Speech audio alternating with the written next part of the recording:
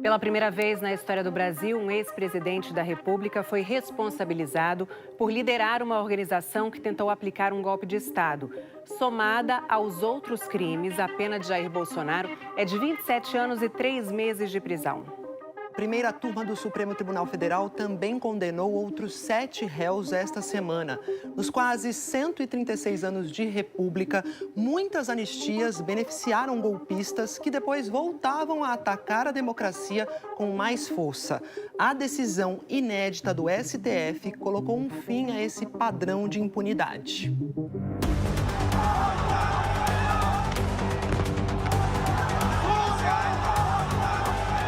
O que há de inédito, talvez, nessa ação penal é que nela pulsa o Brasil que me dói. A presente ação penal é quase um encontro do Brasil com seu passado, com seu presente e com seu futuro.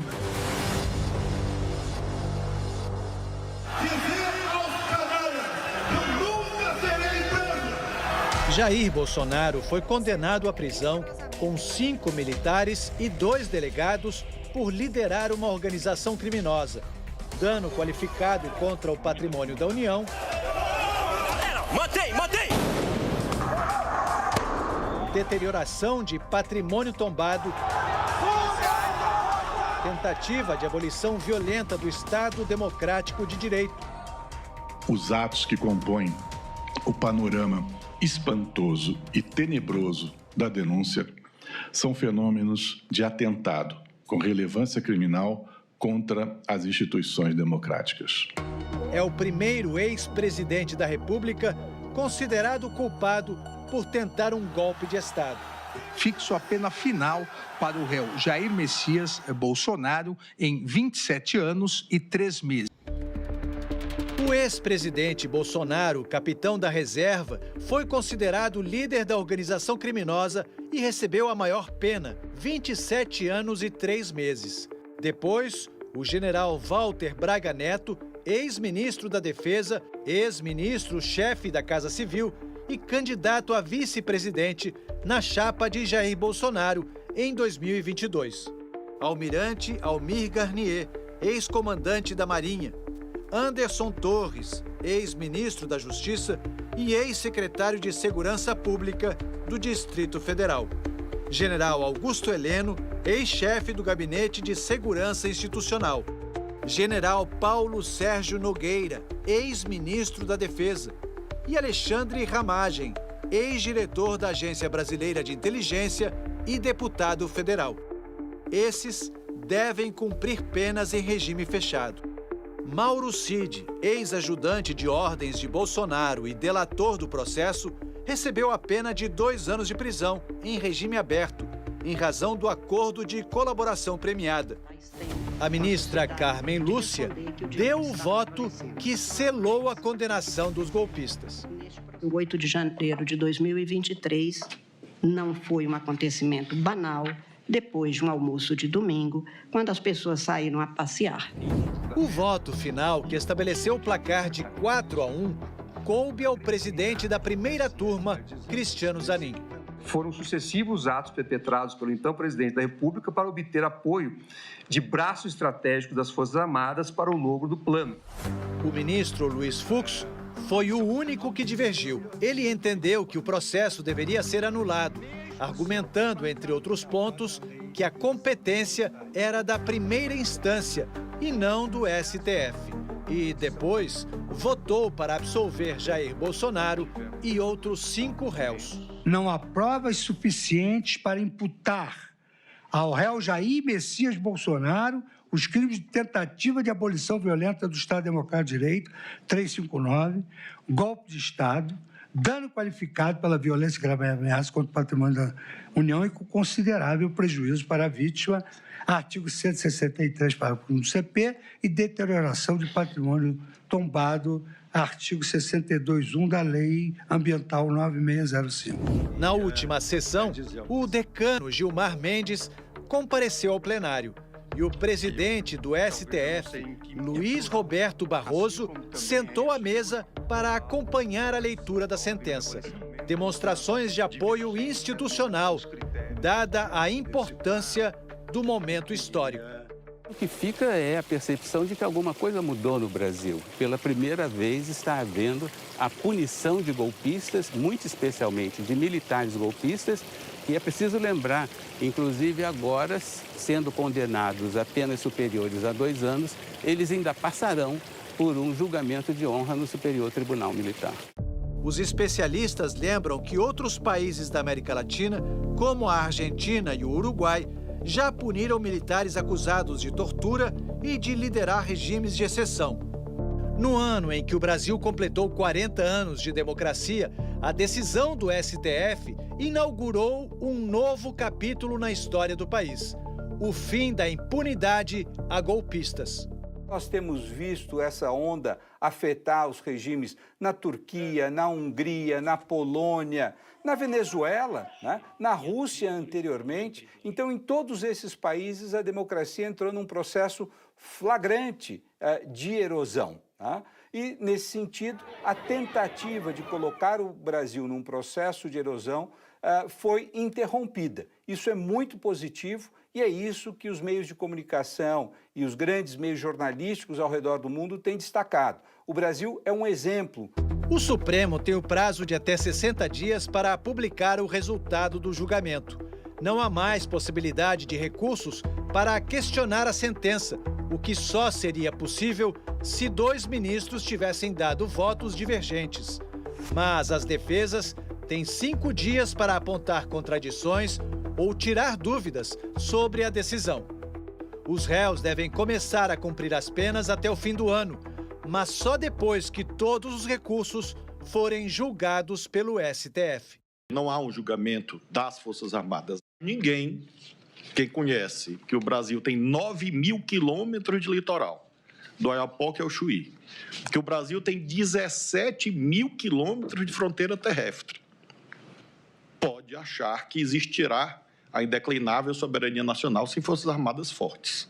Eu acho que o Brasil só vale a pena porque nós estamos conseguindo ainda manter o Estado democrático de direito e todos nós, com as nossas compreensões diferentes, estamos resguardando isso e só isso, o direito que o Brasil impõe, que nós, como julgadores, façamos valer.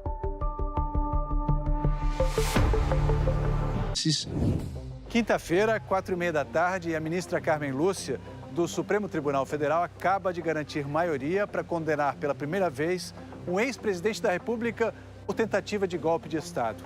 E a gente conversa com o professor de História do Brasil, Carlos Fico, do FRJ, que acaba de lançar o livro Utopia Autoritária Brasileira, que fala da história de golpes do Brasil. Professor, em 136 anos de história, quantos golpes de Estado viveu o Brasil? Foram 15 golpes, considerando esse último. Professor, desses golpes, quantos ficaram impunes? Todos ficaram impunes, porque, naturalmente, quando os golpistas são vitoriosos, não cabe falar em punição, porque eles estão no poder. E no caso das tentativas que fracassaram, houve impunidade em todos os outros 7 casos, porque o Congresso Nacional sempre aprovou uma anistia para os golpistas. A República do Brasil já começava com um golpe militar. No fim do século XIX, o Império estava em decadência e o exército com moral alta depois de vencer a Guerra do Paraguai. Em 1889, o Marechal Deodoro da Fonseca depôs Dom Pedro II. 33 anos depois, em 1922, um levante promovido por integrantes do Exército tentou derrubar o presidente civil, Epitácio Pessoa. Os jovens oficiais Eduardo Gomes e Odílio Denis participaram da revolta dos 18 do Forte, ou Movimento Tenentista, que foi fortemente reprimido pelas forças do governo. Ainda assim, nenhum revoltoso foi punido. É certo que quando há essa sucessão de anistias de não punição de militares golpistas, isso é um estímulo para o ativismo militar em geral. Em 1930, o preço do café despencou por causa de uma crise mundial. E o tenente Eduardo Gomes, que fracassou em 1922, voltou a participar de um levante. Desta vez para derrubar o civil, Washington Luiz. O golpe se consumou e Getúlio Vargas virou presidente. O Palácio do Catete é um dos cenários que melhor representam a história dos golpes no Brasil. Em 1930, o presidente Washington Luiz foi derrubado num golpe de Estado que impediu a posse do seu sucessor eleito, Júlio Prestes. Candidato derrotado nas eleições, Getúlio Vargas assumiu aqui, caçando a maioria dos governadores, fechando o Congresso, as assembleias legislativas estaduais, as câmaras municipais. Durante 15 anos, Getúlio governou com mão de ferro, resistindo à revolta constitucionalista, a chamada intentona comunista e promovendo até um alto golpe. Getúlio saiu daqui deposto por militares. Depois voltou eleito, como se dizia na época, nos braços do povo. O mandato de Getúlio sofreu forte oposição. Em agosto de 54, um manifesto assinado por generais do Exército pediu a renúncia do presidente.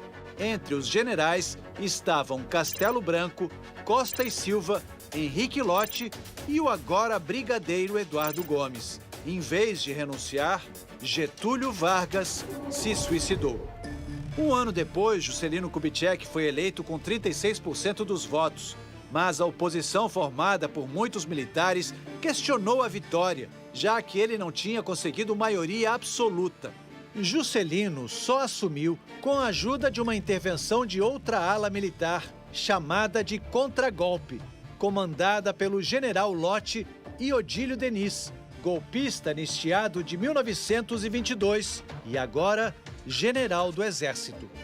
Veio o golpe de 64. Odílio Diniz e Eduardo Gomes, nunca punidos, tinham sido promovidos a marechais e participaram da deposição de João Goulart, eleito democraticamente. 2 generais que tinham assinado o manifesto contra Getúlio se tornaram presidentes militares. Primeiro, Castelo Branco, depois Costa e Silva.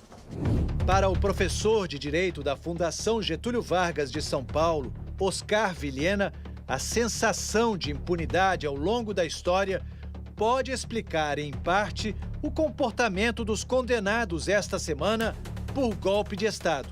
No Brasil, dar golpe sempre foi algo muito barato. Ou seja, como nós temos uma tradição, seja de impunidade em relação àqueles que estão no poder, seja de anistiar aqueles que tentaram e foram mal sucedidos, né? O fato é que eles não tiveram qualquer constrangimento em deixar uma trilha de provas do atentado à democracia, do atentado ao Estado de Direito que estavam realizando. O jornal americano New York Times publicou hoje um artigo do presidente Lula. No texto, Lula afirma que decidiu escrever para estabelecer um diálogo aberto e franco com o presidente dos Estados Unidos, Donald Trump.